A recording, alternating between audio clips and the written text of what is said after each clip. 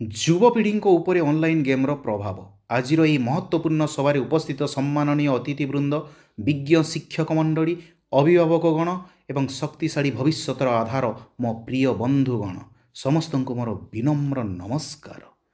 आज मु एक एपरी प्रसंग उपर आलोचना करने जाऊँगी जहाँ आम समाजर मेरुदंड सदृश युवपीढ़ीर भविष्य को सीधा सड़क प्रभावित करुछि। ताहा होछि ऑनलाइन गेम्र प्रभाव। यह आम पई स्वप्नर दुनिया ना विपदर जाल। समय बदली आजिर युवक खेल पड़ियार धूड़ी माटी नुहे बर मोबाइल स्क्रीन चमकरे निजको हजई देछि।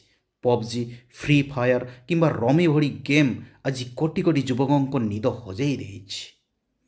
एही डिजिटल निशा आम युवपीढ़ी उपरे किपरि घातक प्रभाव पकाउछि आसंतु से विषय आलोचना करिबा। अत्यधिक गेमिंग जोगु युवक माने निद्राहीनता, आखिजनित समस्या और मेदबहुलतार शिकार होउछन्ति। मात्र एहाठारु अधिक भयंकर होउछि मानसिक चाप।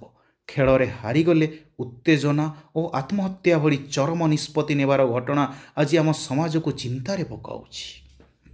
जो बयसरे युवक मैंने उच्च शिक्षा और क्यारियर गढ़िबारे मनोनिवेश करिबा कथा सही समय लेवल अप करिबारे व्यस्त होउछि। पढ़ा प्रति मनोजोग ह्रास, परीक्षार खराब फल एवं समयानुवर्तितार अभाव एसबू आम भविष्य में एक बड़ प्रश्नवाची।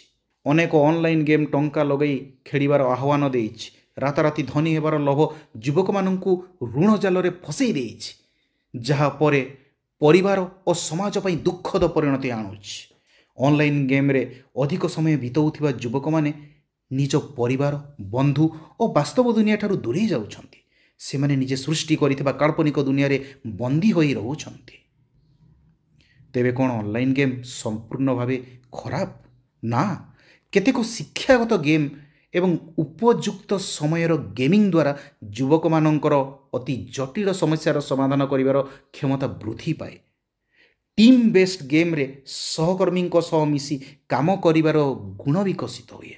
किंतु यही उपकारिता केवल सही क्षेत्र में कार्यकारी हुए जेतेबेले यह एक निर्दिष्ट समय सीमा मध्य थाए। प्रिय बंधुगण, ऑनलाइन गेम आमर भविष्य नुहे, यह केवल मनोरंजन एक माध्यम। जड़े युवकर असली मूल्य तार स्क्रीन उपरे स्कोर रे नुहे, बरम वास्तव जीवन सफलता, मानविकता एवं देश प्रति थिबा तार कर्तव्य रे निहित। आमे युवपीढ़ी शपथ नेबा जे आमे खेल को नियंत्रण करिबा, खेल आमको नुहे।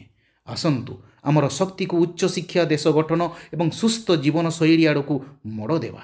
एतिकी कही मु मोर वक्तव्य शेष करुछि। जय हिंद, जय जगन्नाथ।